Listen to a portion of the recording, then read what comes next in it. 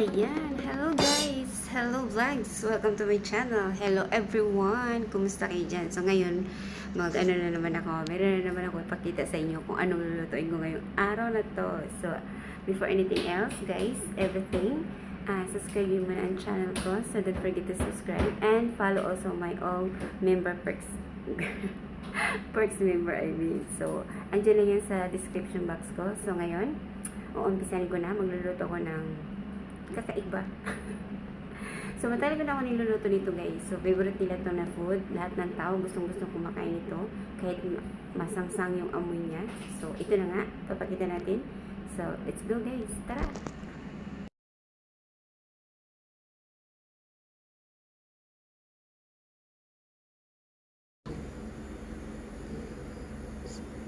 Nakikita niyo ba? So, ayan. Let's go. Ayun natin. Pakuluan muna natin. Lagyan muna natin ng mga spices. So, ito na nga. Nilagay ko na siya. So, lalagyan na natin ng mga spices niya. Ayan. Yan, lemon dry. So, meron tayong cardamom. Parang siya ng bay leaves, guys.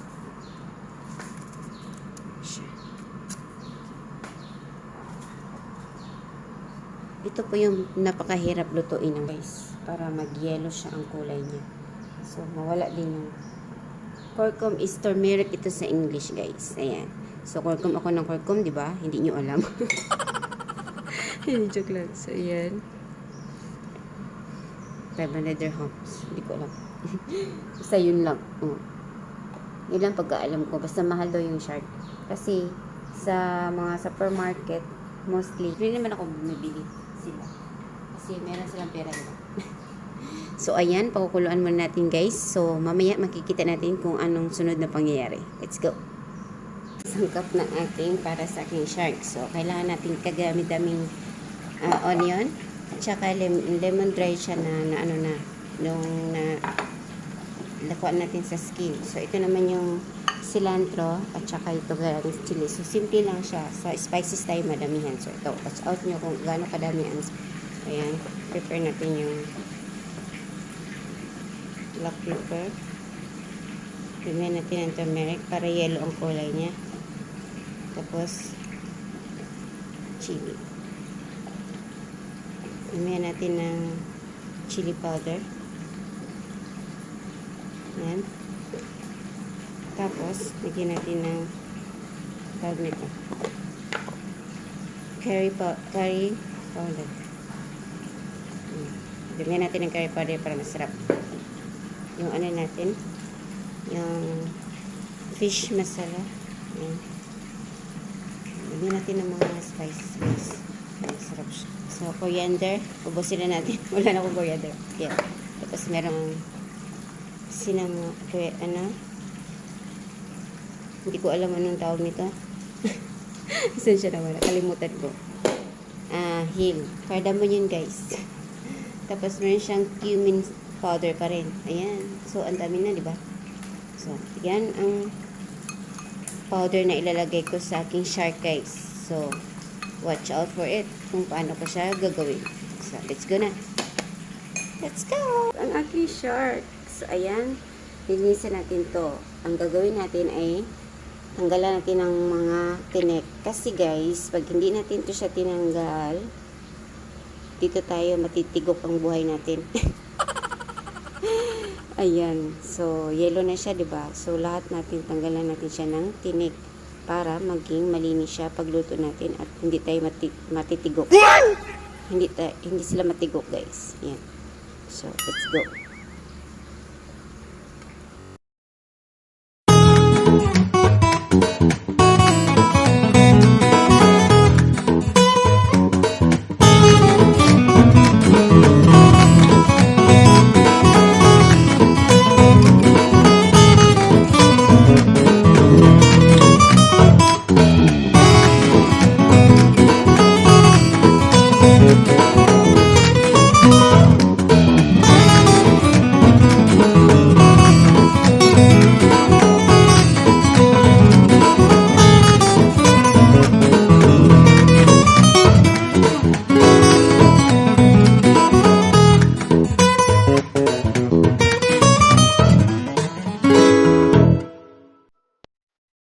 siyang fried rice. Set ko rin yung pang-ulo.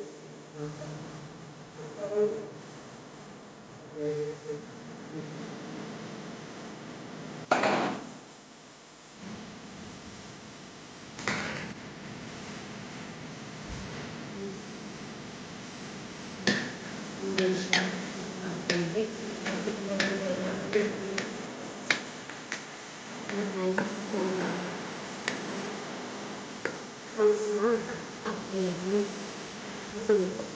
Guys, itry nyo bumili ng shark. Neo, Iskuro di. Hindi nyo talaga magustuhan ng umoy. So, ayan. Ito po yung oil na ilalagay ko. I-mix ko lang siya. Kasi mabango ko siya para maging masarap naman yung shark ko. O, diba, pongga? Ibusin natin to. Total, marami naman silang pera eh. Joke lang. Mahal po to siya, guys. Itong oil na to is expensive. So, minsan lang. Kaya sa kanin lang po yan ilalagay pag white rice. So, ayan. Lagyan natin. Haluan natin ng nakitang iba.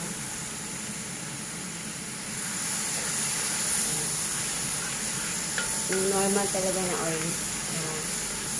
Hindi masyadong madami yung oil na yun. Yung ghee. Kasi lahat na ganun. Patay tayo. Papabayarin pa. Joke. Ayan.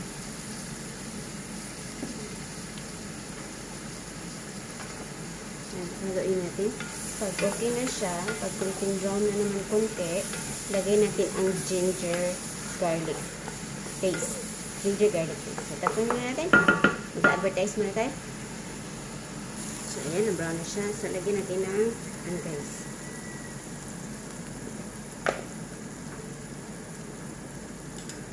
Ito. Lagyan. Damihan natin. Ito hindi ko siya nalagyan ng salt. Hindi siya mag-ano.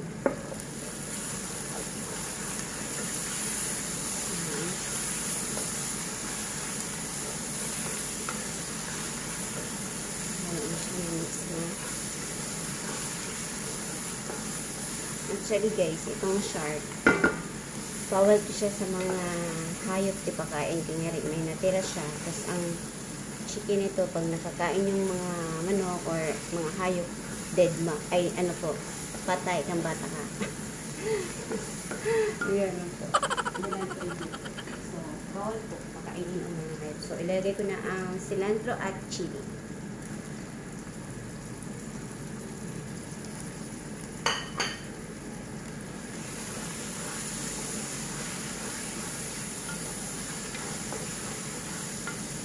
Kailangan ko siyang tunawin. Ayan.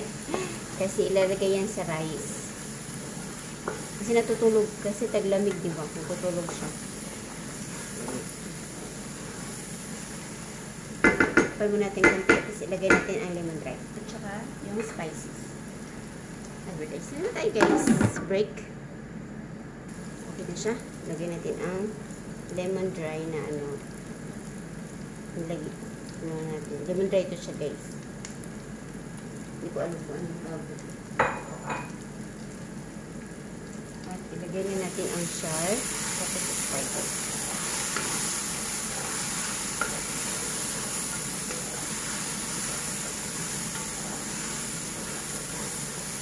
Mabango na siya.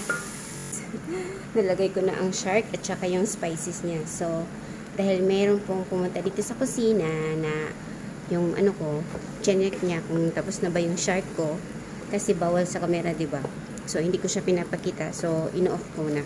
So, nilagay ko na lang lahat para madalian. Kasi ano po to eh, order. Wow, may pa-order na sila. Opo. I-deliver to pagka 12 o'clock. So, kailangan ko matapos ito. Kaya, ayan, nilagay ko na siya ang spicy at itong shark. So, ganito po yan, guys. Ito po ang itsura ng shark. Ayan. Napakabango nyo, guys. Mabango na siya. So, konting ano na lang, i-ano lang natin, i-sim lang natin para mas ma-absorb talaga niya yung mga spices para okay na siya. So, ito na po yung spices. Yan, yun po yung shark. In fairness guys, napakabango po niya. Siyempre, hindi nyo maamoy, di ba? Hindi, joke lang. Hindi nyo maamoy. So, ano nyo na lang, tingnan nyo na lang. Ayan. So, takpan na natin. Within 5 minutes, tapos na siya. Okay. Ayan na guys. So, ayan. Sana ay naintindihan nyo ang aking shark sauté. Sauté ba tawag nito? Shark sauté. Ayan. Let's go. Ayan ay ang aking shark. So, lagyan natin siya ng mga decoration. Para naman maganda sa paningin nila. So, ayan ang aking shark. So, ayan. Meron ako magla-lunch. So, thank you for watching guys. Ayan. So, ayan. Tapos na ang aking lunch na shark. So, ngayon guys, sobrang busy-busy naman ako. So, shout out na lang sa inyo dyan ng mga team ko. Kanya-kanyang mga GCC. GCC. So, thank you for watching guys. Sana ay may nakukuhang kaalaman tungkol sa pagluluto ng shark. So, yun lang masishare ko sa aking pagluluto na yan na napakahirap. So, mahirap po talaga yung lulutuin, lalo na yung paglilinis niya. So, bago siya pakuluan pa siya ng siguro pinakuluan ko yun siya ng mga 30 minutes or 1 hour. So, ganun po yun para mawala talaga yung amoy niya, yung masangsang. So, yun lang ang nasishare ko sa aking pagluluto ng shark. So, sana guys ay may kunti kayong nalalaman sa pagluluto about shark. So, lahat tayo pwedeng kumain ng shark. Depende lang sa tao. Pero ako hindi po kumain ng shark. Kasi po, bawal po yan sa may mga operation. Yan, nilalangon ako sa amoy ng shark. So, yun na guys. So, kung may mga operation ka, may mga opera ka na past life mo, so hindi ka pwede. So, ako meron kasi inopera pa ako sa breast. So, diba? So, yun lang ang aking natin, share ko sa inyo. So, salamat sa pagpapanood guys at papatitiis ng aking vlog ngayon sa aking pagluluto. So, hanggang sa muli kong mga videos, aking vlog. So, bye guys! Thank you for watching and don't forget to subscribe me and my perks members. Subscribe nyo siya dyan sa my description box ko. So, yun na guys. At also sa mga sisi ko, hi sa inyo. Shout out sa inyo lahat. Shout out everyone. So, bye!